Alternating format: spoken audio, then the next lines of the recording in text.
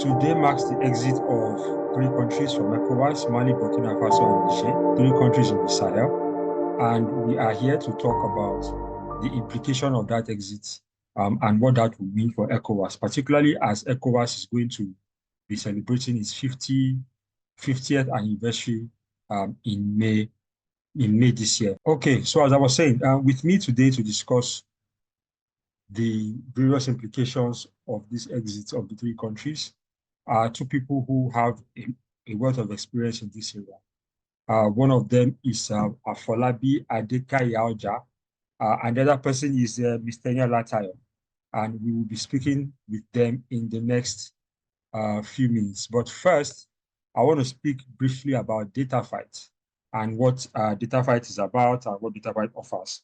For those who may not be aware, Dataphyte is a media research and analytics organization with a mission to deploy data tools and technology for socio-economic advancement. One of the ways that we do that is by our various articles and policy briefs that we put out on a weekly basis, on a weekly and a daily basis. And there are other ways that we do that as well. One of those ways, is GoLocal. GoLocal is our hyper-local data collection platform, and it aims to really solve the problem of primary data collection across various sectors in Nigeria and and in Africa. This platform that can help your research, either in academics or business or any other sphere that you're engaged in. Another of Dataphyte's products that is very important is Nubia. Now, what Nubia does is Nubia is an AI platform that really just helps you to move beyond the first stage of writing a report. So what it does is you can give it a PDF, you can give it any text, any script at all, and then you can converse with that script in order to put together your various reports, for news stories and various other bits of analysis that you need. That is the that's a screenshot of the Nubia platform there. It's primarily focused on journalists, but really anybody that is engaged in any type of writing at all, Nubia can help you to do that. There is also a Dataplex. Now that Dataplex, what it does is that it's supposed to just be a warehouse of a lot of data gathered from a lot of sources, and that data is updated regularly, and that data is also focused on Nigeria and Africa as well. So if you have a data that you're looking for that you can't seem to find in some other mainstream places, Dataplex may just have that data, and not only is it there, it's all there together in one place. So I think that between those three, Dataphyte presents a real end-to-end solution from collection to analysis and then even to visualization of data. And then lastly, we'll be talking about this later on in the conversation, but I think that it's important to also talk about our new podcast that talks about foreign influence on the African continent. There are two episodes in now, and I think that podcast is timely simply because Africa is now at the center of a geopolitical contest for various things, particularly natural resources. And you have various countries, the usual ones, obviously, US, France, China, the EU, but you have some new players as well. You have the Emiratis, you have the Saudis, the Qataris, and then you have the Turks as well, who are very, very involved in various events in Africa.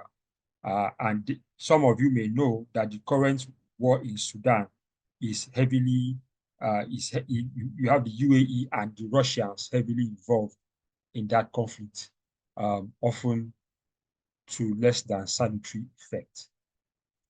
Now that I've said all that, I think it's now about time for us to go to the conversation proper. I believe that Ms. Tayo is here. I don't know if Afolabi is here. Afolabi, are you here? He isn't yet. Okay, so he said, okay, Afolabi is here. So I think Afolabi, if you are here, I think you should unmute your mic because the first question, Hi, good morning. the first one I think goes to you. I think before we begin, I think the best way to begin this conversation is at the beginning. So what I want to ask you is, let us put ourselves in the shoes of these military men for a second. What would you say are the main drivers of their decision to leave ECOWAS when they announced that decision in January 2024? Hey, everyone. Thank you for having this timely conversation. I think if we go back to the beginning of this entire process, we're looking at a couple of different factors. But I think the most important thing is really disillusionment with the way governance was. Even when it comes, and this is not unique to the three countries. I think across the region, across the continent, and even if we're being honest, around the world, there is a growing disillusionment with the way democracy has delivered, with the way people don't feel that they are getting the dividends of democracy. And that's leading to increasing numbers of voter apathy and even just a sense of disconnecting from the process. Now, that are taking different forms. In other parts of the world, we've seen a much more volatile response in terms of pivoting to extremist groups or extremist parties or extremist messaging and rhetoric. In this part of the world, what we've seen is a sense that, well, if these guys can't do it, then who can we trust?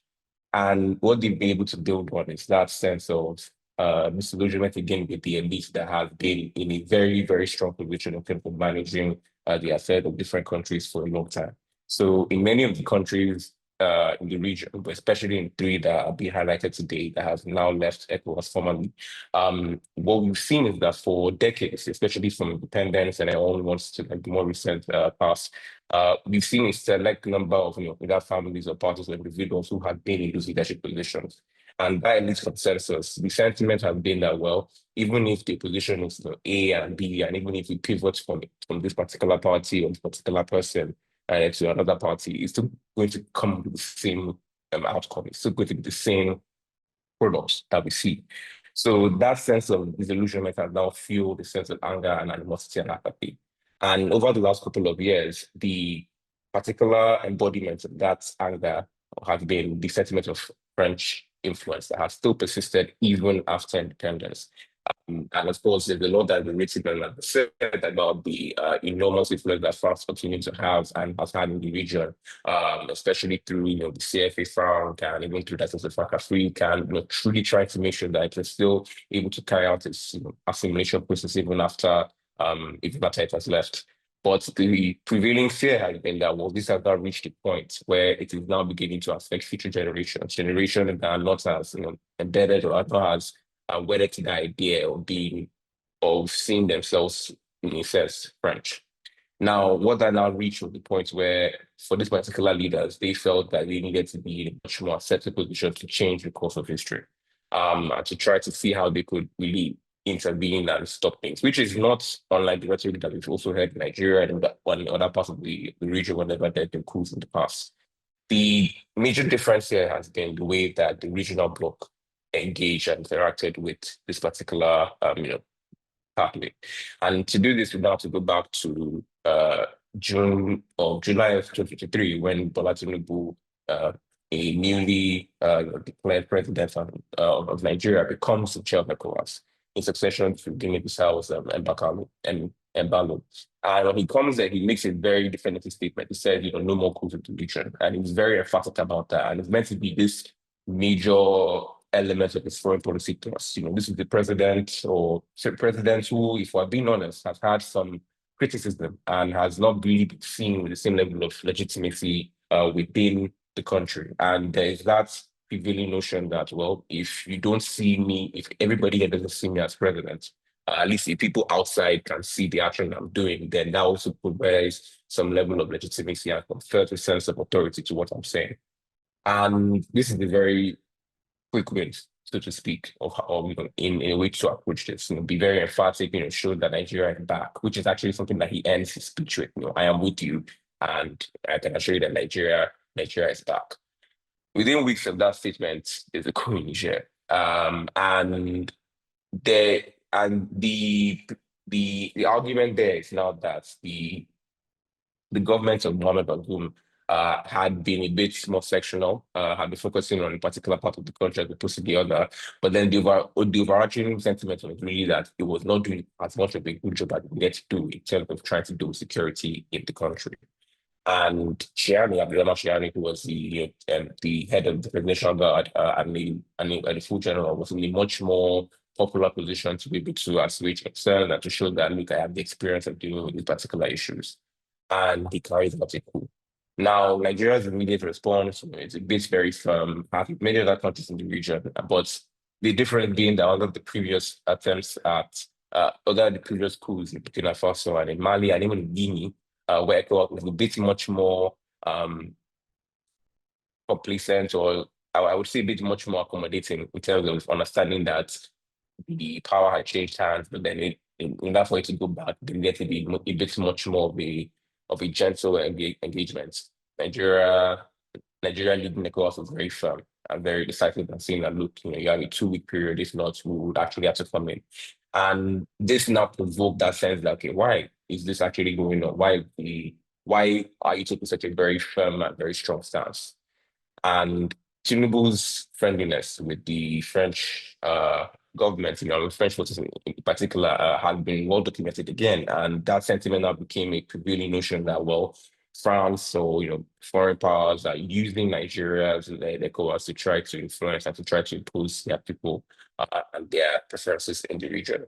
And that was a very major turning point. After the Chateau Goma Defense Pact is signed, over time, it quickly becomes a situation where these countries feel like they are better offset outside of ECOWAS, especially in the midst of many of the sanctions that ECOWAS have still imposed on Niger and other countries. So even despite a lot of battling and lots of negotiation, they come to the point where they decide that they have to leave.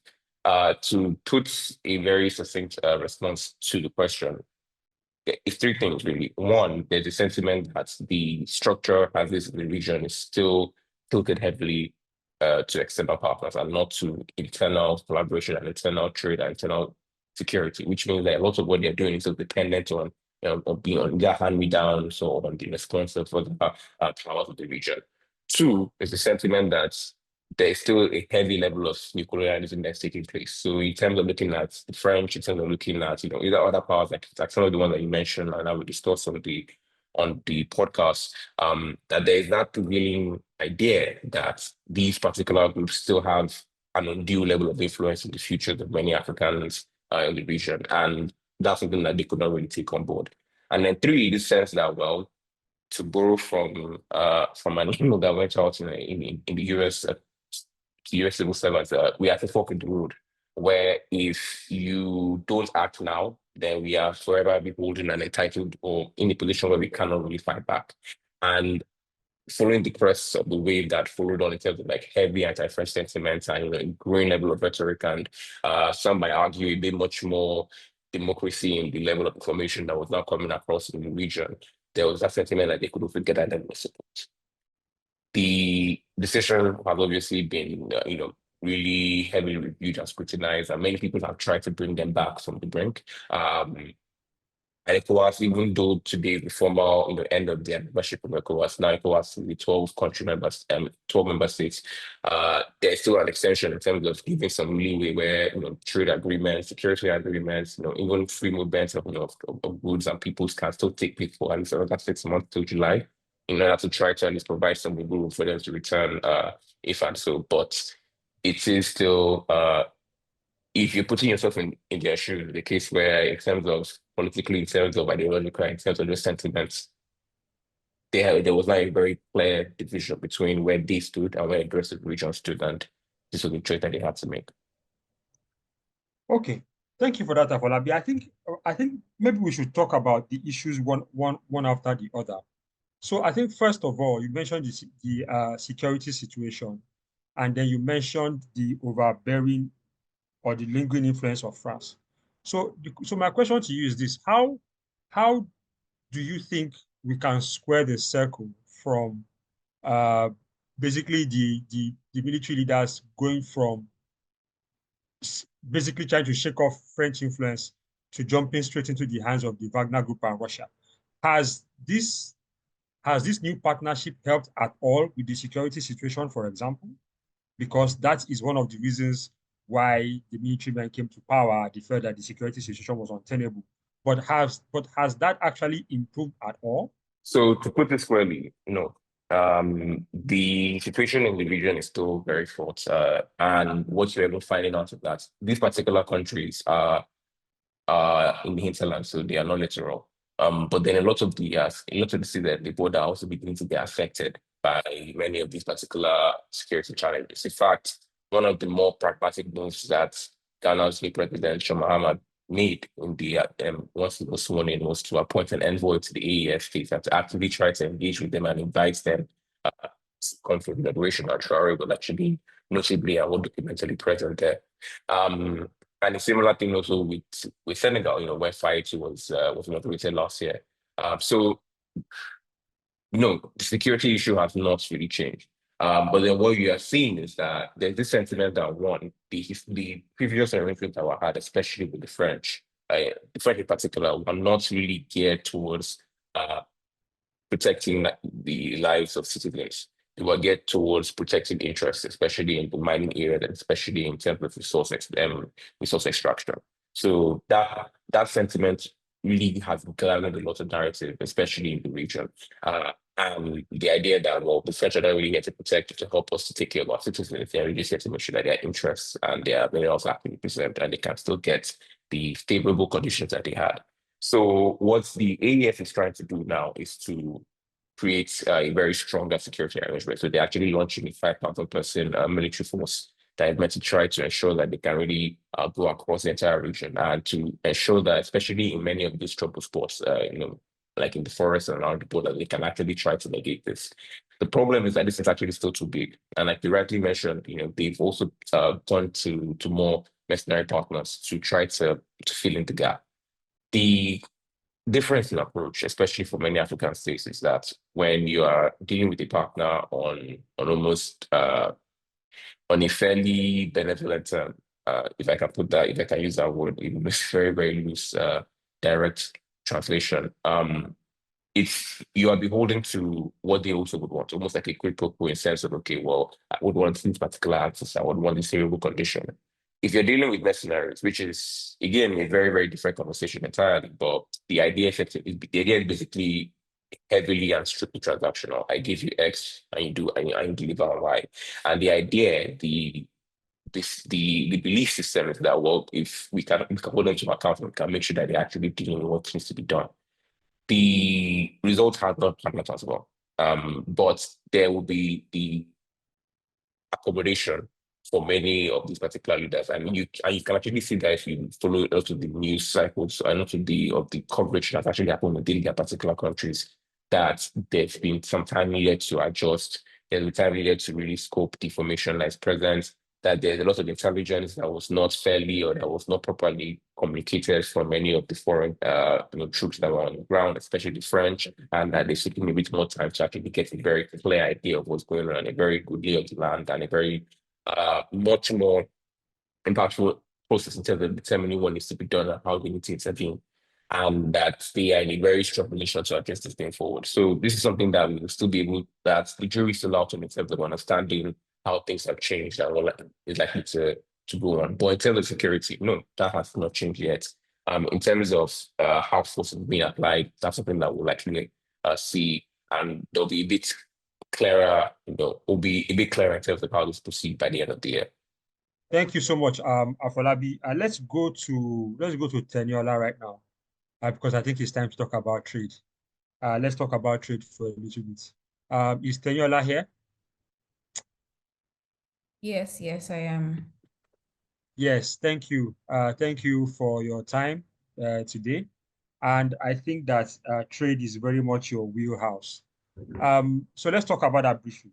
Now, we have seen the press release from ECOWAS, which is essentially calling for status quo in terms of all of the things that would typically accrue to ECOWAS member countries. So I think that they are still leaving that door open. However, can you talk us through the potential consequences for those three countries if they did lose some or most of those privileges accorded to ECOWAS members regarding free movement of goods and people?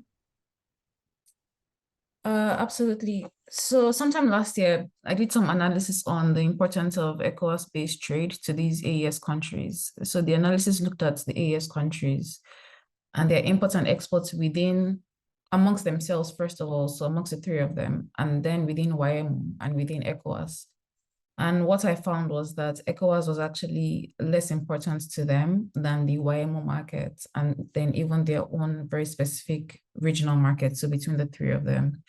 And we know that within West Africa, yes, we have ECOWAS as sort of like the trade protocol that we use, but then we have YMO, which connects the countries that have the colonial history of French colonization.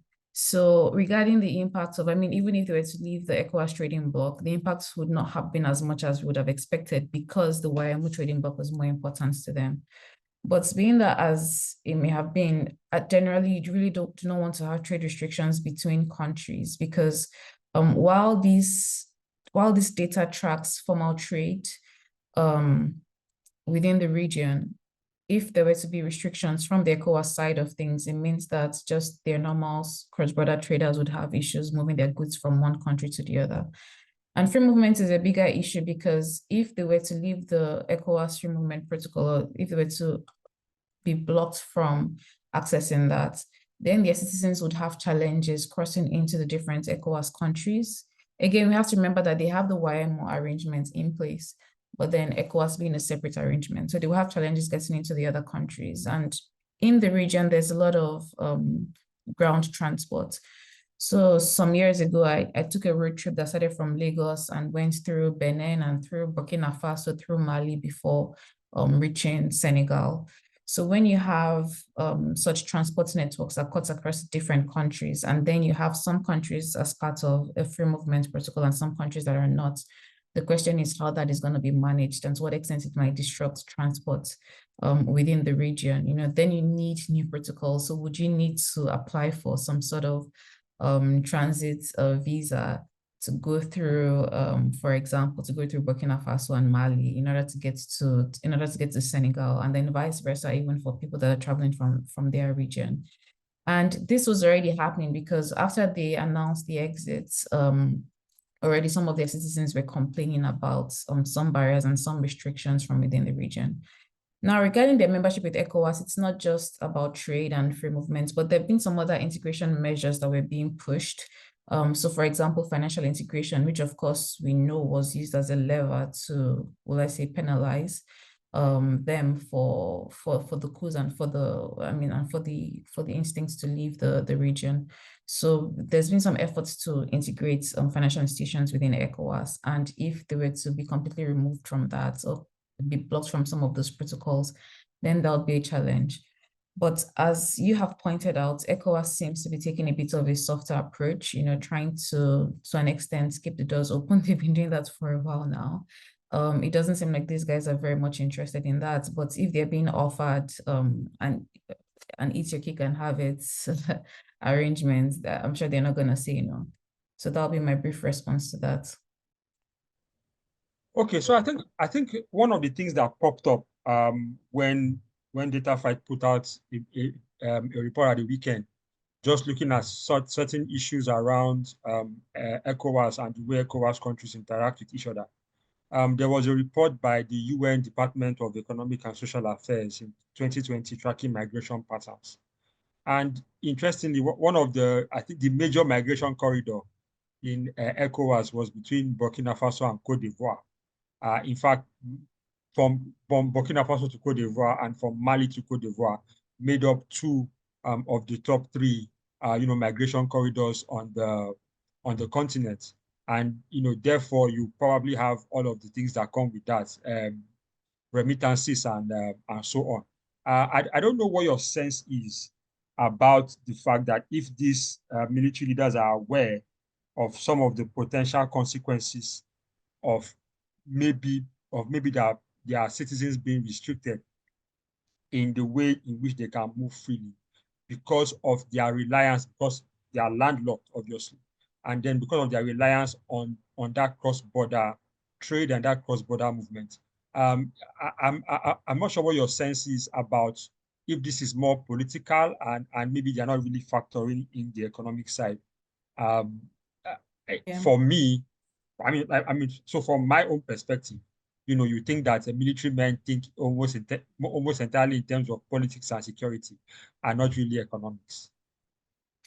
Absolutely, and I think that's accurate because, why did they carry out the coups in the first place, and why did they decide to leave ECOWAS? It was reactive. It was a response to what they felt was an overimposition of some standards that they felt were not being applied across the board within the region. We had elections in Cote d'Ivoire some years ago where the president there went for a third term and no one said much about it. I think Nigeria at the time under Buhari tried to complain about the fact that he was going for a third term, but he did go for a third term and nobody said anything. We had what happened in Chad and the way that was perceived and that was treated. So they felt like there was a bit of a variation in the way they were being treated. And, when it comes to military leaders, they never want to feel like they're being bullied. So they tend to have a very reactive position. So it wasn't a logical move. It wasn't a rational move. It was more of a reactive response. But what has been interesting is that they have now put in systems in place since they have made the move.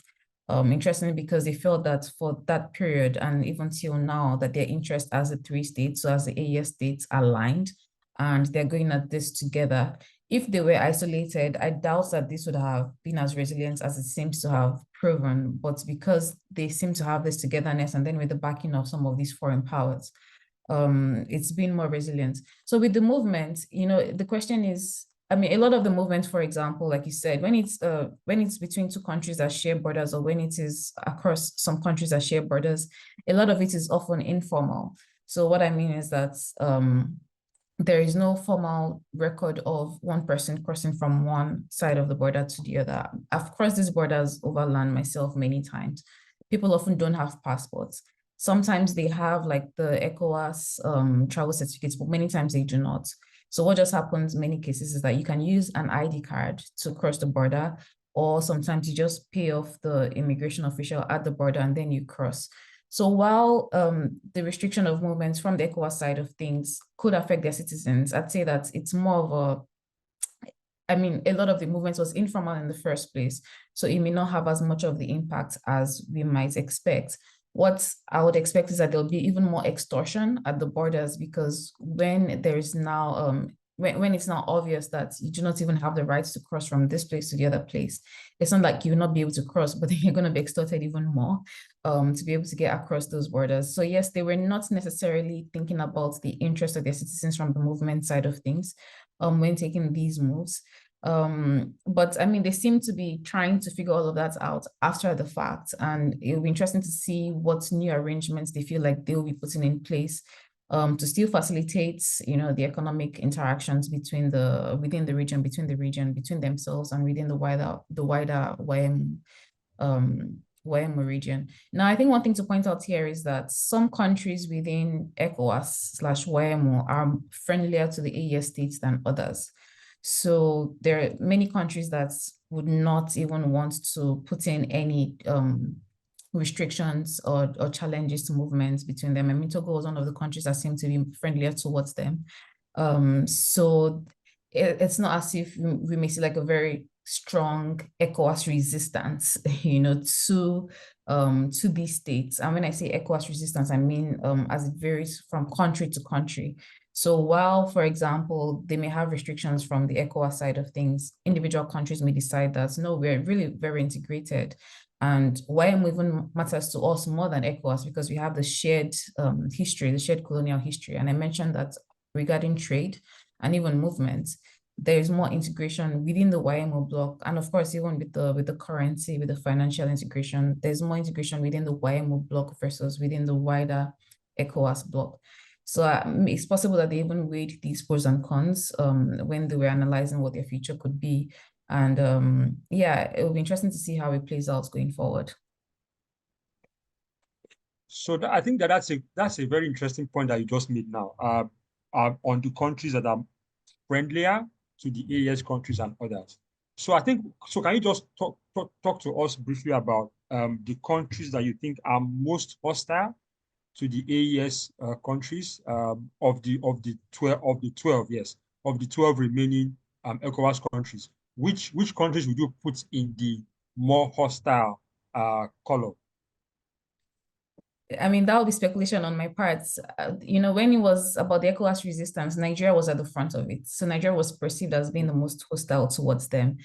And, it's very tricky because when it comes to, I mean, as has already been said, the history of France in the region and the fact that one thing that connects a lot of these former French colonies is the increasing resistance towards France.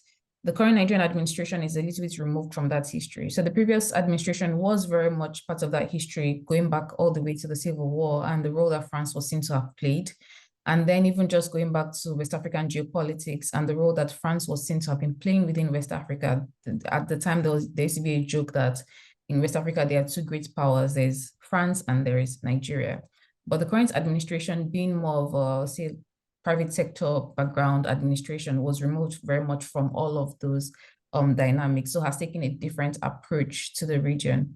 So while Nigeria was perceived to be more hostile towards the countries just because of the stance that the president was taking at the time, for the rest of the countries within the region, they were just more or less going along with the ECOWAS directives. Now, I've mentioned that some countries were friendlier because when it comes to democracy within West Africa, we've always had challenges. There's so many different administrations within West Africa that could be questioned when you take a closer look at them. But, generally, like I said again, the WAEMU connection has always been a bit more important to these countries versus the ECOWAS connection. And I think we're all familiar with WAEMU, which is the monetary union that was formed after the exit of France from these countries. So it's the basis of the CFA franc, and then the basis of a lot of the economic integration that you see in the regions. That's why they have their own central bank. They have a central bank that is separate from ECOWAS, that arranges or manages their currency and a lot of things to do with their economies. So while I would not point out individual countries and say, oh, this country is friendly, this country is more hostile, what seems to be emerging is that what seems to have emerged is that the countries that have administrations that could also be questioned as far as their legitimacy, or as far as the extent to which democracy is prevalent there, seem to be a little bit friendlier. I mean, Cote d'Ivoire is an interesting one because Cote d'Ivoire is actually doing pretty well in the region at the moment. It's one of the few West African countries that seems to have been doing pretty good economically. In fact, when it comes to trade, Cote d'Ivoire is actually doing pretty well. Trade between Nigeria and Cote d'Ivoire has been very good. They're importing, they're exporting. They've been, you could almost say that they've been thriving to an extent, at least from the last pieces of information that I saw. And interestingly, Cote d'Ivoire has always been closer to France. I mean, with their current yes, that's true. Ouattara, yes. Yes, it's very, very close to France. In fact, when there was a move to integrate currencies within West Africa, which was to create the ECO, so to move away from the CFA franc for the French colonies, and then for everyone in ECOWAS to have a new currency called the ECO. And that stalled when the president of Cote d'Ivoire aligned with the president of France to say that rather than creating an ECO for the whole of West Africa, that they were going to reform the CFA, call it the ECO, and invite everybody else to join. And then Nigeria at the time pushed back against us and said, that was not the plan. We were going to create a separate currency that you guys are going to leave the CFA and come in. You're not inviting us to come and join your colonial currency that France still seems to be part of. So I'm pointing that out because you have three countries that seem to be very much against France, and you have the Cote d'Ivoire that seems to be one of the few countries at the moment that still seems to be, somewhat friendly towards France. Before it was them and Senegal, but Senegal now has also shifted away from France. But I'd say generally again that I think their shared history and the fact that they've been integrated for so long, for much longer than ECOWAS, seems to be more important than the ECOWAS connections. Yeah. Okay. Thanks for that. I think now that we are approaching 50 years of ECOWAS in May, I wanted to ask you what you think the prospects for deeper regional integration are, particularly regarding integration that will actually bring prosperity to all the countries. in the bloc. Obviously, you will be aware of the Lagos to Abidjan highway, or is that Dakar now? All the way there. And I know that there are some other infrastructure projects being planned. But what do you see as the longer term prospects for deeper regional integration as ECOWAS embarks on its next 50 years? Yeah, even if you go back to the starting point, which is integration plans that were laid out from the beginning. So when you talk about the trade integration plans, talk about the financial integration plans, the industrial integration plans, the free movements plans, we've not even, properly thought through what was set out many years ago.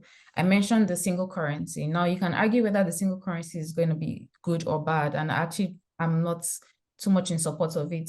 But then we've been trying to launch that currency for 20 years, and we've still not been able to make ahead of it. So even for the previously established plans for integration, we haven't been able to make as much progress as we ought to, even before we look at making up new plans for integration. You go to free movements. The free movements was also supposed to be in 3 stages for ECOWAS. There was the right of entry, which we have to an extent accomplished, because if you're an ECOWAS citizen, you have an ECOWAS passport in quotes, or you can get an ECOWAS travel certificate, and you can gain access to other ECOWAS countries easily. I think you get stamps either 60 or 90 days at the border.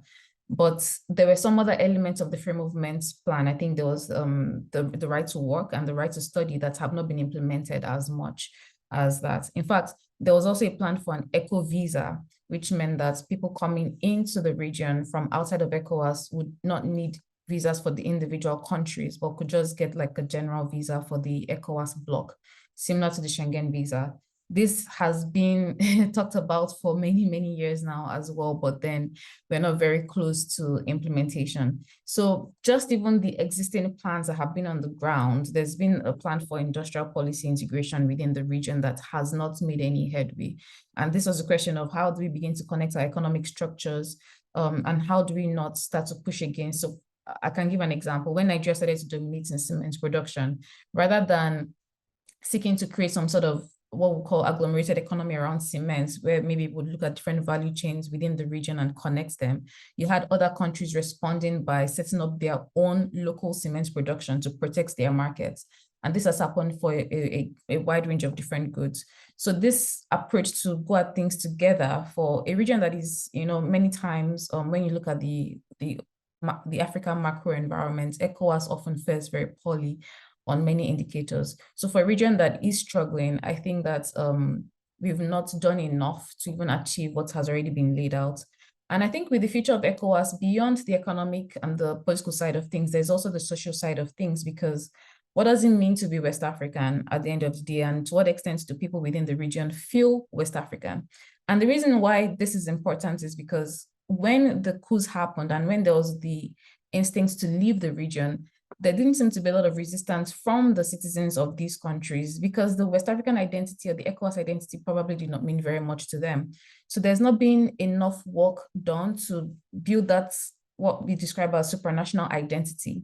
Do you feel West African as an individual? Even if you're in Nigeria, do you feel West African? Do you feel any connections to the broader West African region? Because when you do, then there can be some citizen pushback against what could be overreach of your own nation states or your own presidents or governments against the region.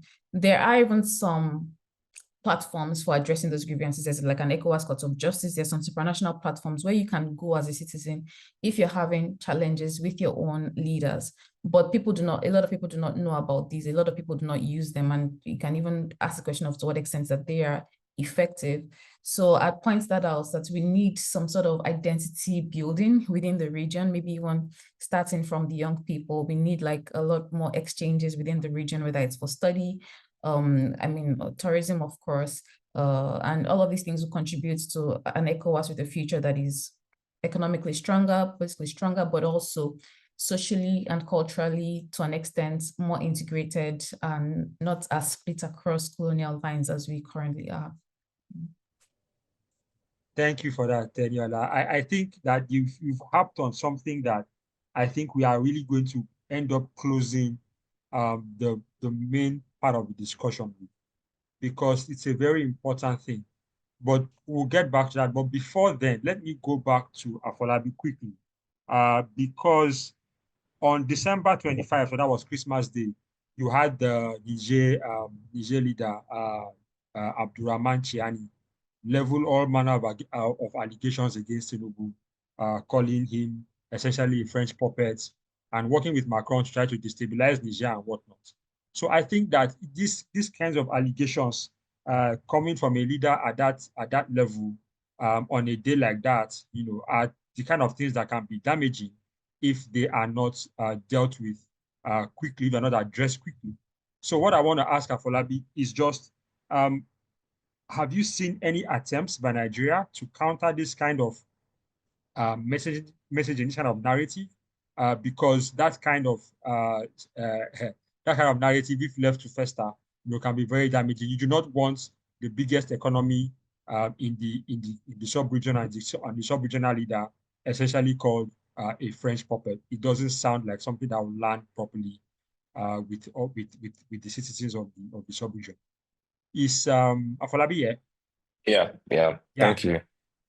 So that's a fairly loaded question. And I think it's still because there are different elements of looking at it. One, earlier on I mentioned an increase in preservation of information, which now means that these are the kind of things that even if people were already alluding to it before, it might not have gained as much traction, or it might not have gotten as much level of engagement as it now does. Even before Chiani made those accusations, you're looking at many people, both within Nigeria and outside, making the case that Tinubu was the CIA asset, for example, during the elections. That Tinubu has an excessive level of French engagement. So it's something that is not particularly unique now. It's just now the level where the head of state is actively coming out and are similarly making those kind of accusations, which is quite telling. But I think it speaks to a broader conversations. So the first one, and I think Teniola touched on this a bit, was that we live in a region that is divided across several arbitrary lines, but many of these lines fall between different houses. So one of the more telling experiences, especially during the initial response to the Niger coup, was the fact that the biggest opposition, or the most stringent opposition to Nigeria leading a force to Niger was not it was not another ECOWAS country. It was not other ECOWAS head of state. It was northern Nigeria. It was, the part of the country that actually borders Niger. And many of them made the case that, look, there are family members that here, there are people that we know that here, we can really get involved with this thing. It was the delegation of leaders that went, that actually mobilized the Senate, that had the former head of state, Sultan, going to speak to the president, and then trying to now broker that peace. In fact, the president has sent envoys, ECOWAS has sent envoys, they had all been turned back. It was the delegation, of Nigerian leaders that were able to actually meet with Chiani for the first time.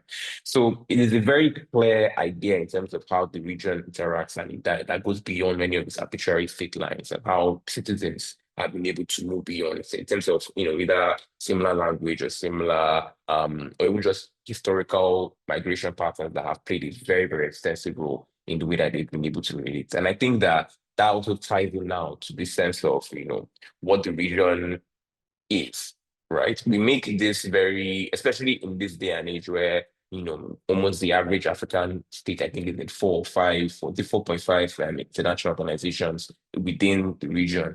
And then there are many of these different cases to be made about how we look at it strictly through the lens of international organizations, especially like in foreign policy and foreign relations.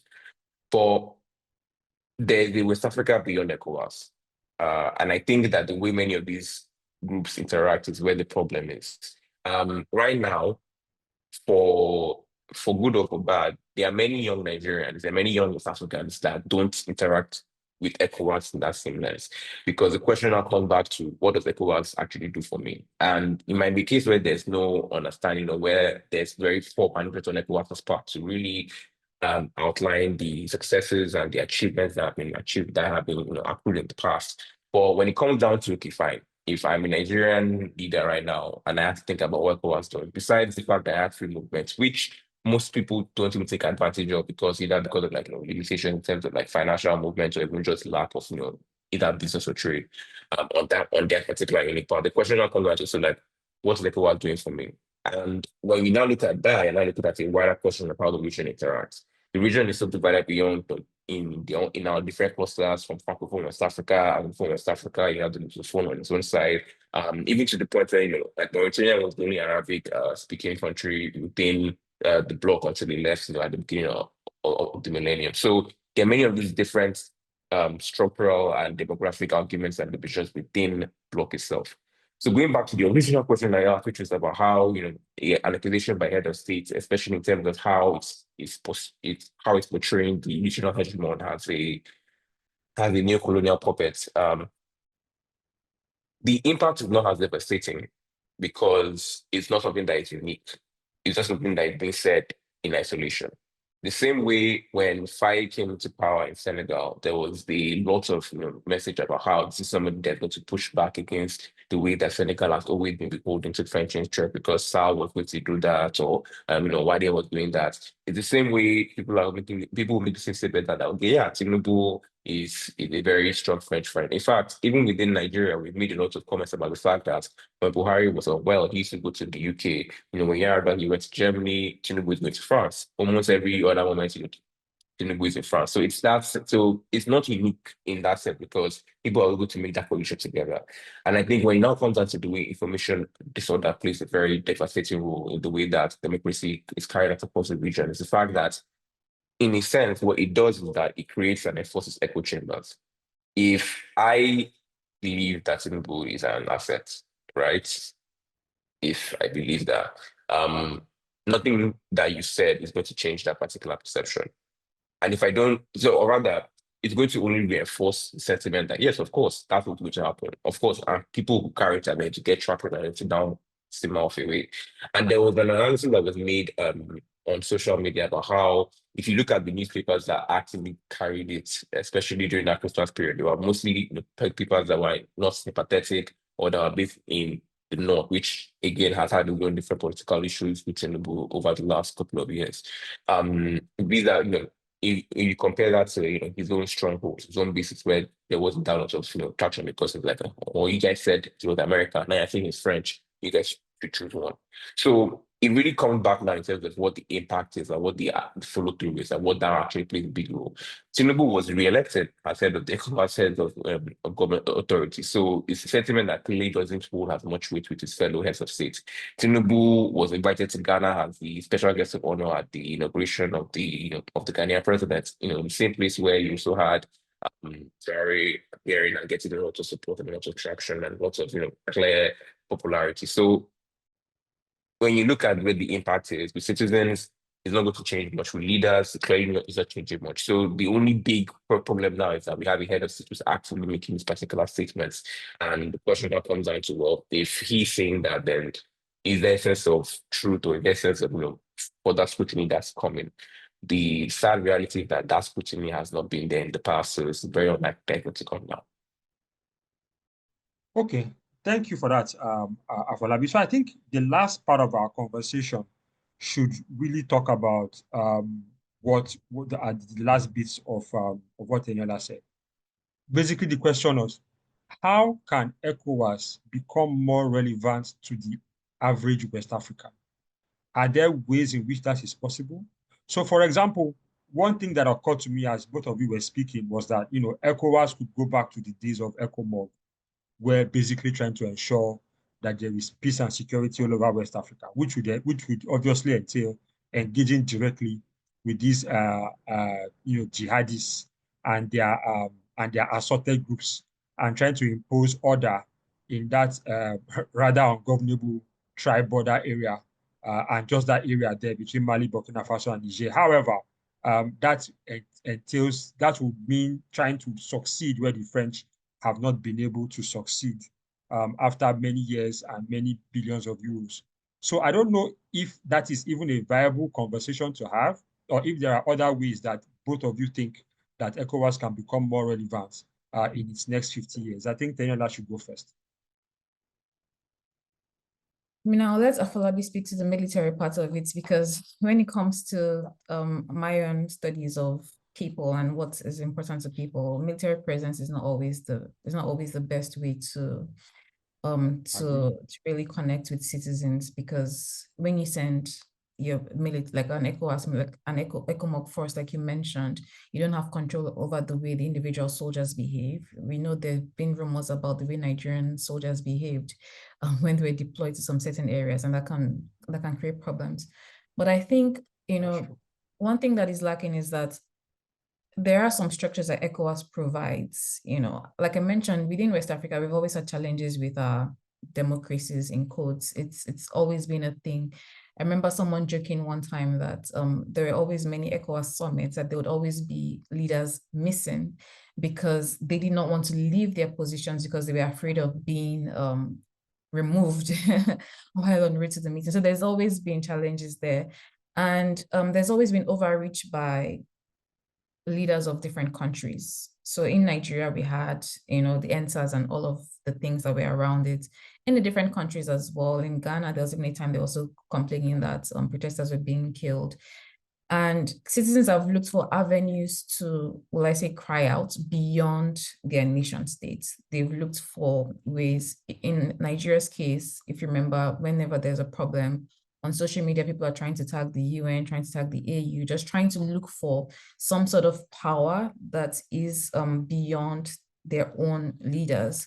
And I think that this is a role that ECOWAS ought to play. But the challenge within ECOWAS and within Africa is that the reach of these regional bodies is very limited.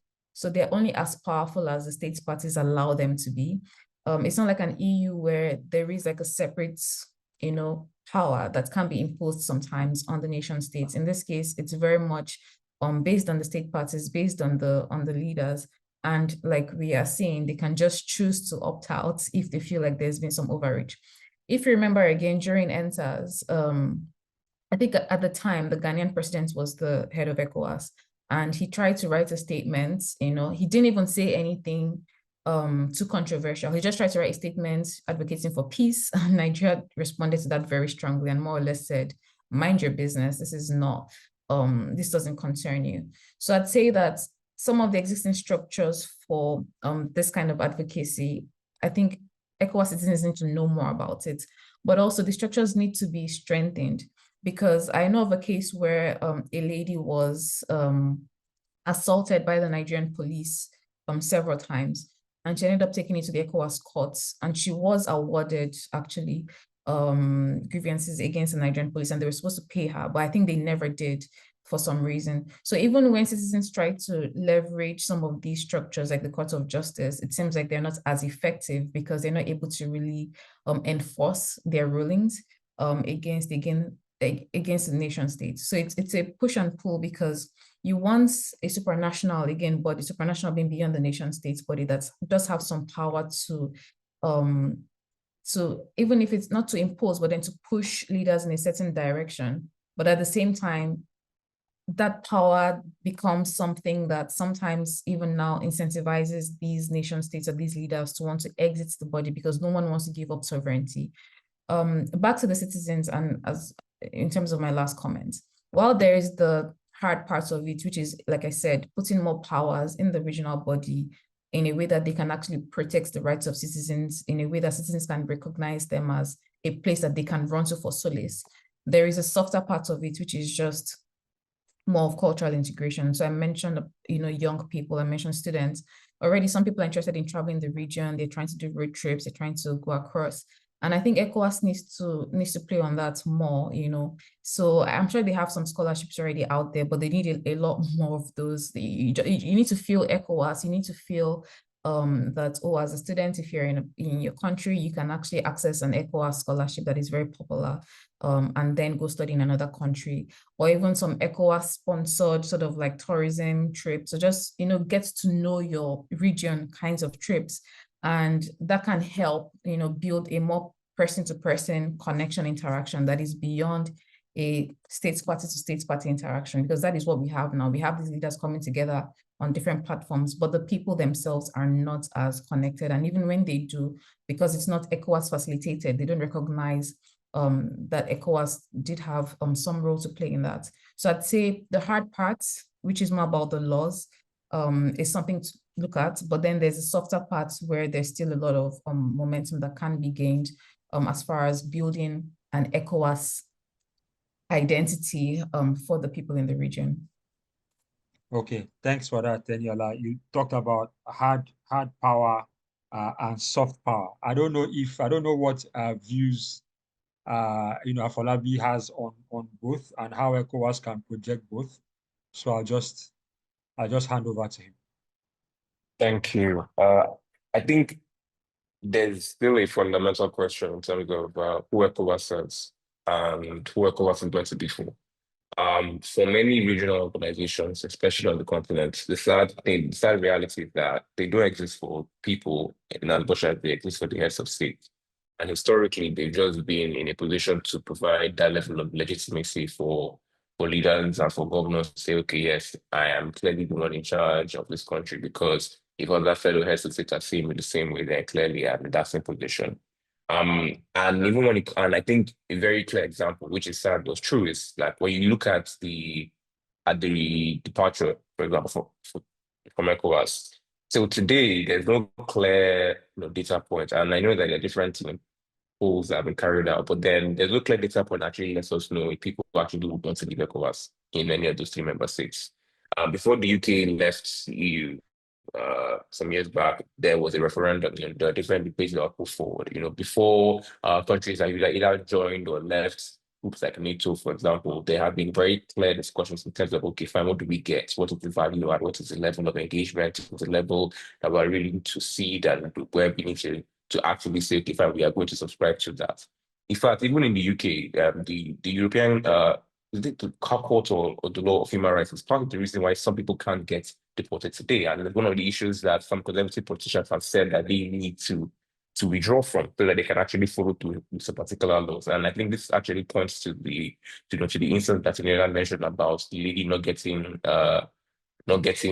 paid off, or rather not getting what she was owed as the ruling from the ECOWAS Court of Justice. Similar thing during NSAS as well. Even similar during the Twitter ban, where the law was that the ban should be revoked and Nigeria is ready for another year. So there's a fundamental question in terms of who ECOWAS is meant to serve. And when we know that, then now comes to the second question, which is what is ECOWAS? What do citizens believe ECOWAS should be, and how do we want to interact with that going forward? There is a challenge in the way many African organizations are structured, which is that they've been primarily directed towards congruent borders. So if you are in the same part of the region, then you are a member of a particular group. If you have these particular neighbors and you stay there, Nigeria is the end border for ECOWAS on this side. You have the Atlantic Ocean on the other side, and then everybody that is there has to be this particular block. Even the way we interact, even with the coming AU elections, for commissioners and for the chairperson and deputy chairperson, they are structured and zoned and allocated in that particular line. What that means is that there's no question in terms of what the values and what the ideas are. It's just a case of you guys are just in the same region. And even within the same region, as we've already touched on, there are different languages, there are different cultures, there are different belief systems, and there are different preferences and different priorities. So there's no clear idea or there's no clear agreement on what a West Africa is, on what West Africans are, on what ECOWAS should be. And this particular, uncertainty has led to a situation right now where, when the leaders of these states leave or die or they're replaced or whatever, in whichever manner, their successors might decide to come back, right? But then there's still no question in terms of what ECOWAS actually will entail and what that different value add is. If Nigeria today were to say, you know what, our approach is no longer to deal with the Western region, with the West African region, we're going to try and pivot our trade, our different political engagements elsewhere, then enough that withdrawing from ECOWAS in different ways, then like not paying dues early on time. Like the question now becomes like, to what end, right? If somebody says, why are you not paying dues, then Nigerians can say, what are we actually doing? So there has to be a stronger, much more quite frankly, honest conversation in terms of how the region is. And I think it goes back to this sentiment of Pan-Africanism, where many of the regional blocs that are there were basically meant to embody that belief system and that idea that, fine, they're representing this belief that Africans can come together and solve issues and deal with it. But then we don't all agree on the issues that should prioritize and how to really address that. So I think that's one major conversation that needs to be had. ECOWAS turns 50 this year. You would hope or expect that these are part of the things that should really be rolled out in terms of having much more dialogues around the future of ECOWAS, how the region should engage with different issues that are going on, information disorder, security, farming, all these different issues. And I think it comes down now to the last point about when it comes to like security, politics, and law and order. The prevailing sentiment or a very big idea has been that it's almost like ECOWAS takes this role of being like a prefect in a secondary school where, okay, fine, even if within the class we are disagreeing, these guys can come and be a neutral body that can say, okay, yeah, tell them to do this, so you put this person to that person. And the fear has been that ECOWAS has just always sided with the side that has won. And there hasn't been that clear belief that, okay, well, they can actually be as firm or as, principled as they needs to be. It might come back again to that sentiment that the body tends to exist mainly for the heads of states and heads of government, where there isn't that level of accountability even beyond those heads of states. If somebody decides to ignore ECOWAS now, then the other structures just follow suit, and then the country now becomes isolated, or in this case, leave. So there needs to be a stronger understanding and a stronger communication in terms of the value add. And there are many good things that ECOWAS does. There are many achievements that ECOWAS has been able to deliver across the country and across the region at large. And ECOWAS for a long time was the standard bearer in terms of how different other organizations were held to account and were reviewed, and even the effectiveness of regional blocks and regional economic communities on the continent.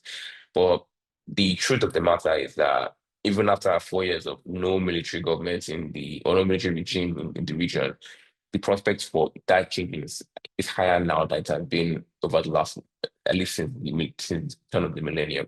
And the big question that comes out to the fact that if citizens don't see that sense that this is actually working for us, or that people can actually engage and believe that the value will be there, then there's no point, and they will not see that continuing going forward. So this is a very essential question that ECOWAS needs to address and the region needs to look at going forward.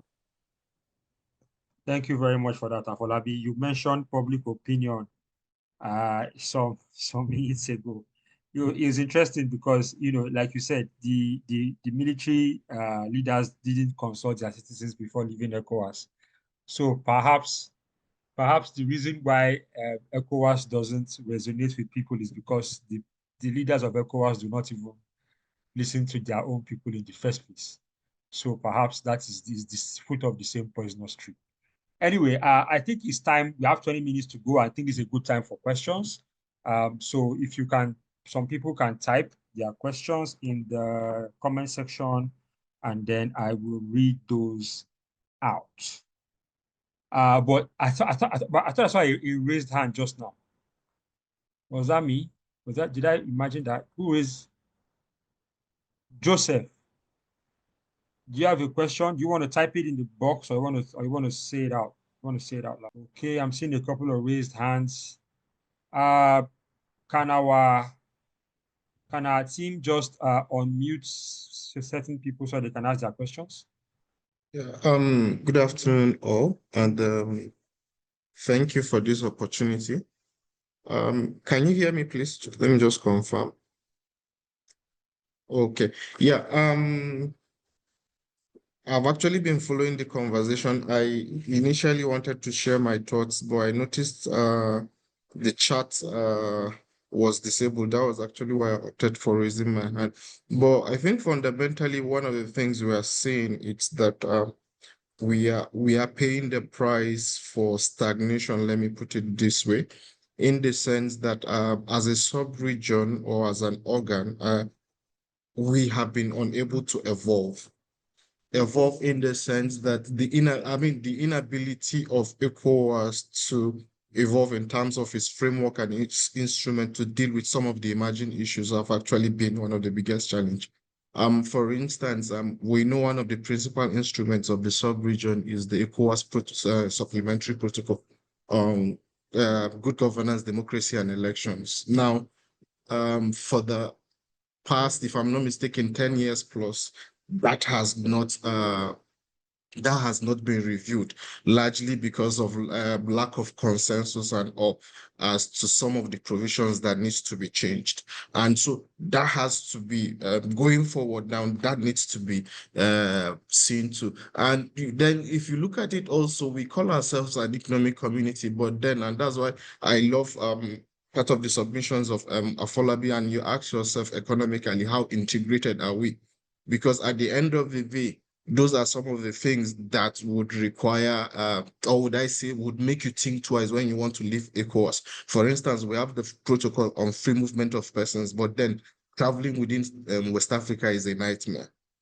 For instance, as a Nigerian today, if I'm to go to Niger, I will have to travel all the way to Lomé.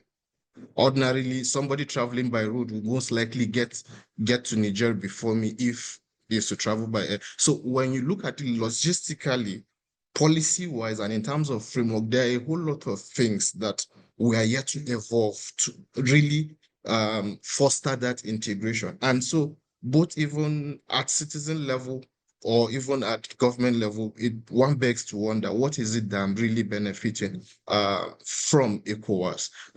It's the same thing also for a Nigerian today. You can look at it and ask yourself, who have been paying the price even in terms of military support, financing and all. And so as a Nigerian, what do I really get out of ECOWAS? Or should it be that at the end of the day, hey, Nigeria, you can stop playing the big brother role and probably take the direction of US and say, US first, enough of the charity. So, but fundamentally is we need to evolve in terms of our frameworks, in terms of our legislations, and also in terms of economic integration. Thank you.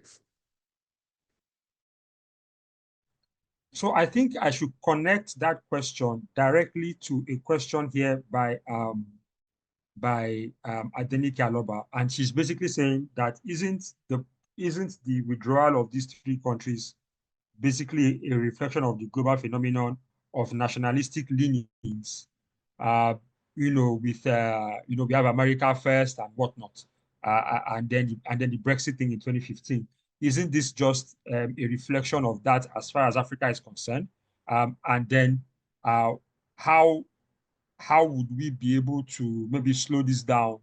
And how, like he just said now, how would we ensure that these countries can show the benefits of staying within the bloc? Either Teniola or Afolabi can go. I can Yes, comment. Teniola, please. Teniola. I hand over to you, Afolabi. So this particular move to break out from ECOWAS was not as organic as some of the other nationalistic movements we've seen across the world. That's one thing. It was very much reactive to a specific situation.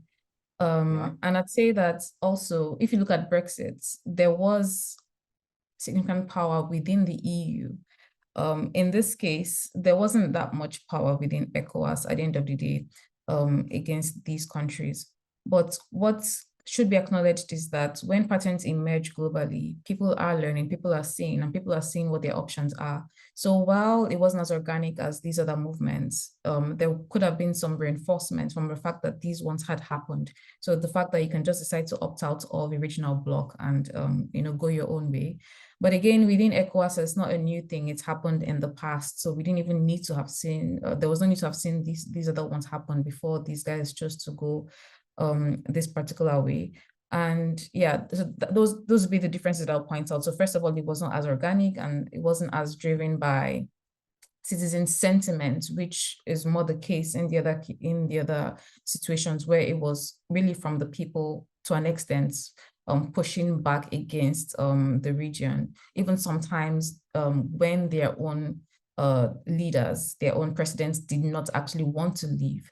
But on the other hand, I will say that there could have been some reinforcement from seeing some of these things happen globally.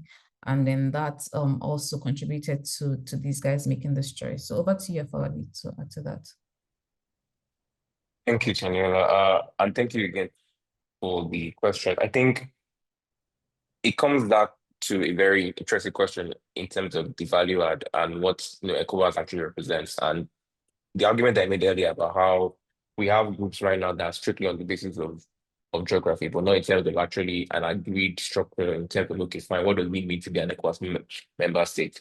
And there's a question in the chat box, and I think it links in to Adenika's question in terms of like, I think it's by Jessica, who suffers most from the breakaway of the states.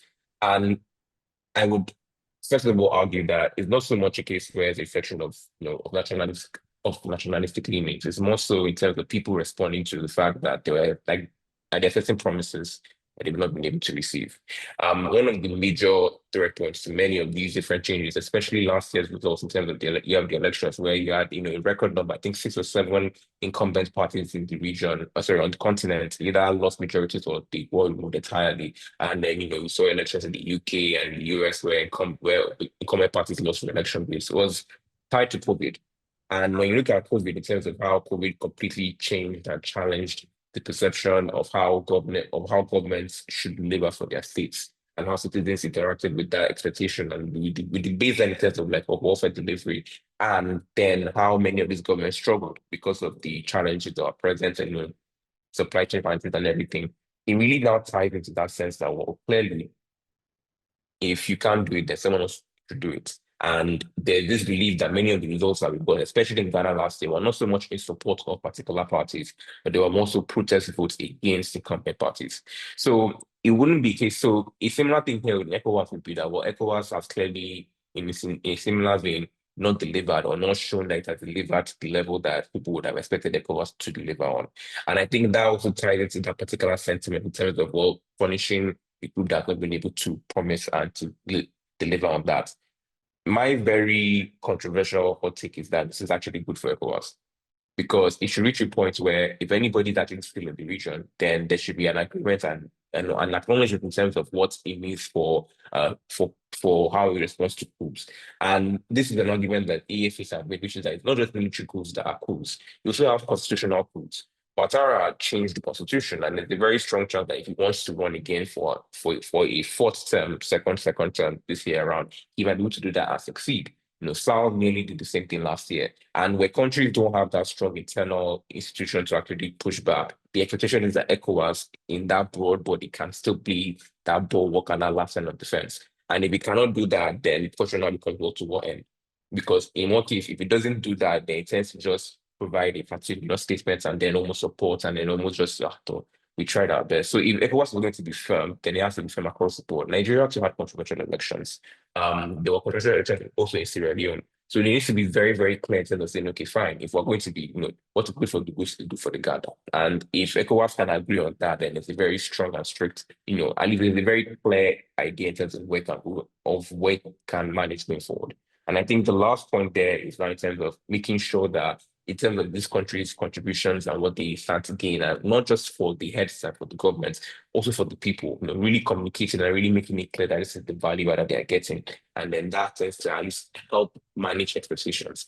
If we don't expect ECOWAS to do that much, then there's no disappointment or there's no change in scenario if ECOWAS doesn't do that. But if you expect ECOWAS to do more and it doesn't deliver, then clearly there's going to be a level of disappointment. And at some point, that will come back to bite people. Okay, thank you. So I think we are in agreement. I think Afolabi and Teniola are in agreement that I think that ECOWAS needs a lot more teeth and needs to be a lot more consistent across the board when it acts.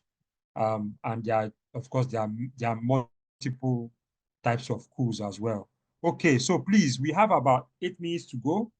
Please put your questions in the chat so that we can take as many of those questions as possible. There is currently one here, in the chat box. So I think, either Teniola or Afolabi can feel free to take that one. So please, everybody, if you type it, we can be able to take it. There's still a bit of time, that we can deploy to that point. Well, I think Jessica's question was already answered by Afolabi, if I'm correct. And it's really, yes, it's what we've been discussing so far. Yes, I'm seeing some two comments here. One talking about just the wave of populism that has been coming, going all over the world since around 2015. So we're in about 10 years into that particular wave now. And then just talking about the failure of democratic systems to deliver good governance, compounded with the heightened insecurity. So, you know, again, another call for ECOWAS to have a bit more teeth. So Anybody else? Yeah, I can Teniola. speak to the Trump one because you're very right that again, when we have strong powers globally and when they start to move in a particular direction, one way or the other, people tend to follow suit. When we had Trump 1.0, you had some, I don't want to call them copycats, administrations in South America or in Latin America that were embodying the language and the behaviors of Trump. So you see, even I think even in Nigeria to an extent, there was some imitation of some of the things that he was doing. And this time around, he seems to have even a lot more support. So you're right to call out that it's going to be tough going forward because he's pretty much, will I say, he's pretty much canceling everything that has to do with globalism or doing things together. He's pretty much bringing back the idea of the nation state as a nation state. Nation states are only interested in the interest of its own people, and even in ways that may affect Americans. So what I like about that comment is that it's true that we need to preempt some of these effects and not just respond to them when they start to manifest. So what does this look like for us as a region, for the ECOWAS region, for the African region? How do we make sure that we don't see heads of states trying to go in the same direction? It's always been a risk, right? And it's really the challenge, it's the dilemma that you have, because yes, we need more power at the regional level. But when you have more power at the regional level, there is a tendency for the heads of states to then begin to push against that power. One of the reasons why the AU has more or less, been calm so far is because the AU doesn't really have a lot of power over the member states or the state parties. It's really much based very much on the powers of the heads of state. But the moment you have an AU really trying to step in or to overreach, then you would see heads of states, and I promise you this will happen within Africa, saying, do you know what, we don't even need this because what are you doing for us? So it goes back to what Afolabi was saying, that it's very important to begin to demonstrate what the value of being part of these blocks are, and not just at the heads of state level and not just at the macro level, but also at the individual, let's say citizen level. Like, what does it mean to you for the average citizen to be part of these blocks? And then how can we use that to create some sort of body of support and resistance that goes even beyond the power of the heads of states? Because at the end of the day, heads of states are not there forever. I mean, in most cases, they're not there forever. So if you can have a more resilient support or identity building from the baseline or from the grassroots, then yeah, perhaps we will find our own regionalism to be a bit more resilient than what seems to be happening across the world. There's a very interesting question here. I don't know if either of you can take it. Basically, it's a question about what would the implication be of Niger's exit of ECOWAS on the Kano-Maradi railway investment. So first of all, I'm not even sure what the status of that railway investment is precisely. So I'm not even sure. I know I saw some conversations about its overall viability in the first instance, making that already an issue potentially. But I'm not sure what the status is. So if either of you know what the status of that particular, railway investment is, then maybe you can speak to that, because if there is, so a worsening of relations between Niger and Nigeria, that might be one of the that might be some collateral damage, taken on as a result.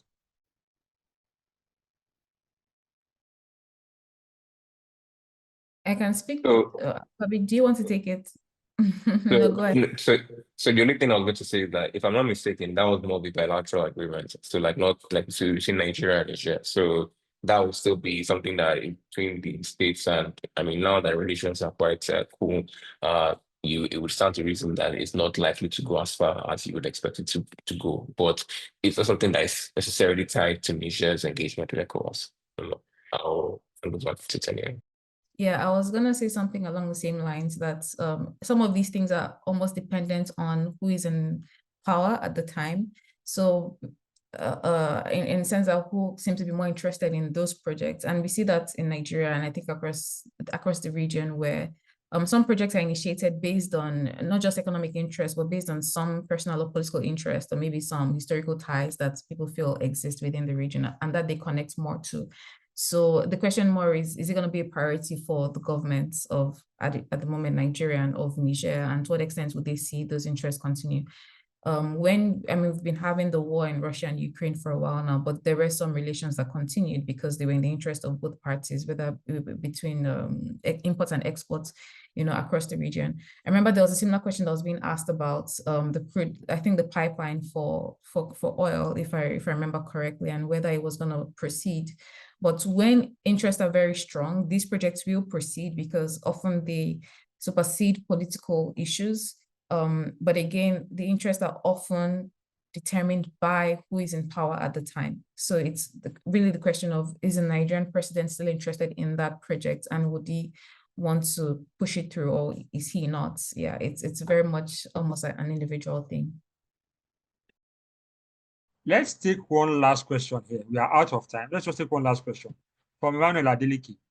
Do you think the lack of economic integration is the cause of ECOWAS weakness, or if ECOWAS weakness is the cause of the lack of integration? I think that's a good question. Tenny, then Afolabi, then we can close. Yeah, economic integration in ECOWAS, I mean, for those of us looking at it from the Nigerian perspective, we may feel that ECOWAS is not very integrated, but when you have a closer look, it is actually quite integrated, but again, across different levels. So if you are standing from the YMO perspective, because YMO is within ECOWAS more or less, they are quite integrated in a lot of the different measures that you would look at. I mean, they're using the same currency, they have the same central bank, their people go back and forth.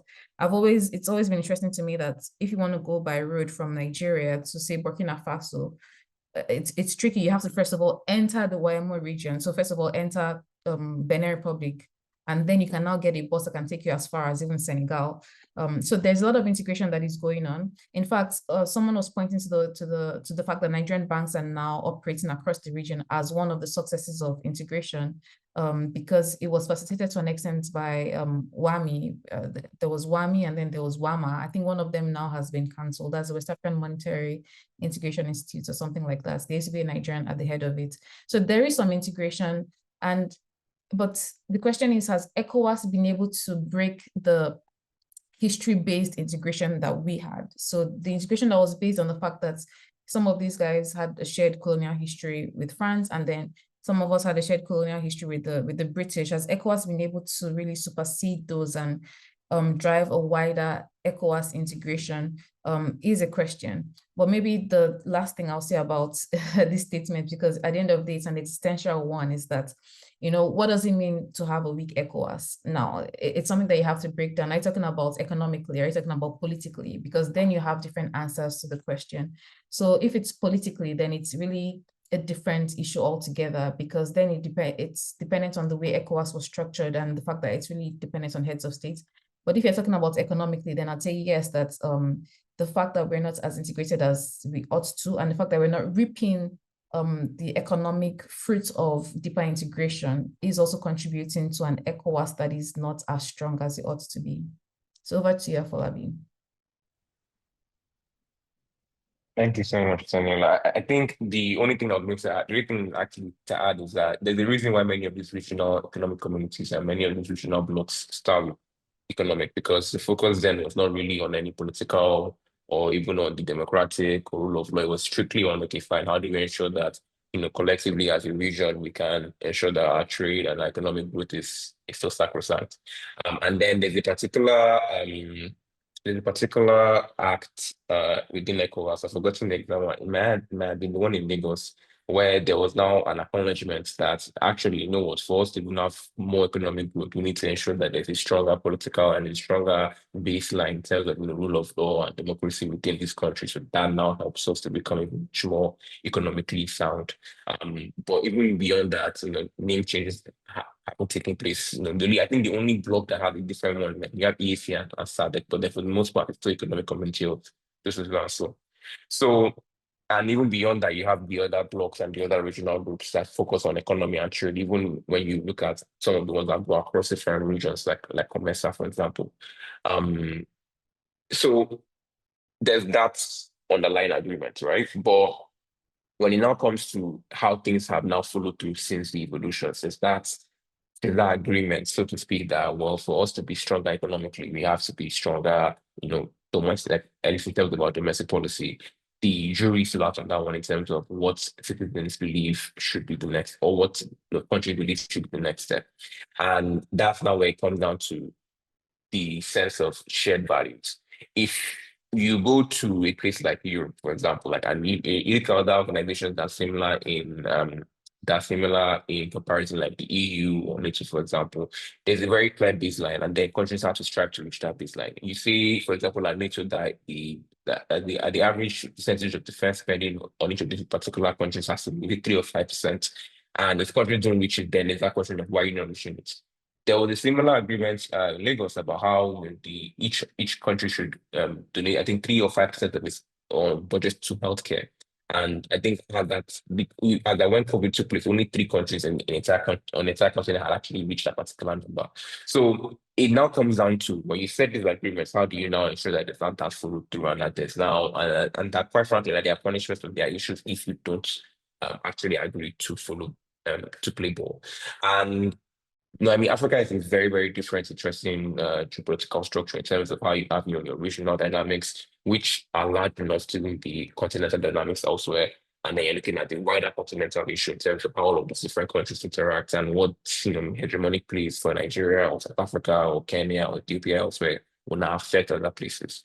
And I think when it comes down to that end, which is the question I think somebody also asked in the group about national supremacy and the balance for regional institutions to be effective, it comes down again to, if many of these countries have an agreement in terms of what the value is and what they want to say, look, this is what an ECOWAS means, then it shouldn't be that difficult, because then they are all buying into the same vision and the same idea. It is because there is no agreement. It is because there is no clear consensus in terms of what does it mean to be an ECOWAS state, what does ECOWAS stand for, what does ECOWAS want to be, that we have these divisions. And we see this now in terms of countries leaving because ECOWAS provided sanctions, and ECOWAS was very stringent in its response to the Niger coup. If Cote d'Ivoire has flawed elections, or rather, Senegal had issues last year, and Sal was neutral, and Sal had pushed the what's it called? Had pushed the elections, and then it took the courts to now force it back. ECOWAS did not make a very firm statement that even came close to giving the impression that Senegal will get punished the same way the other countries are getting punished. So it's now a case of what the baseline is. And until there's an agreement on that, then we will see a lot of questions around what ECOWAS stands for and the value add and the value proposition that is actually present. So I think, especially as ECOWAS turns 50 this year, that is an important conversation. It's very existential and it's very key. If that doesn't happen, I can actually predict that in the next 5 or 6 years, there will be more countries that want to leave ECOWAS because we can't see the initial value add. And the likelihood is that because of the cultural, because of the historical ties, even if you are not in the bloc, it's very difficult to remove many of these particular agreements or these particular patterns intrinsically. You are neighboring countries, you have those ties, you have those strong. It's very difficult to remove somebody entirely from the bloc. So it's going to be even difficult. And that's now where the future of African regional economic communities now comes into play, and the way that they all interact and their own role as custodians and embodiments of Pan-Africanism. Thank you. That's a good place. That's a good place to leave it, Afolabi. Thank you so much, Afolabi and Teniola, for your time. ECOWAS needs to basically agree on what ECOWAS wants to be. Every time when we are young, they ask you, what do you want to be when you grow up?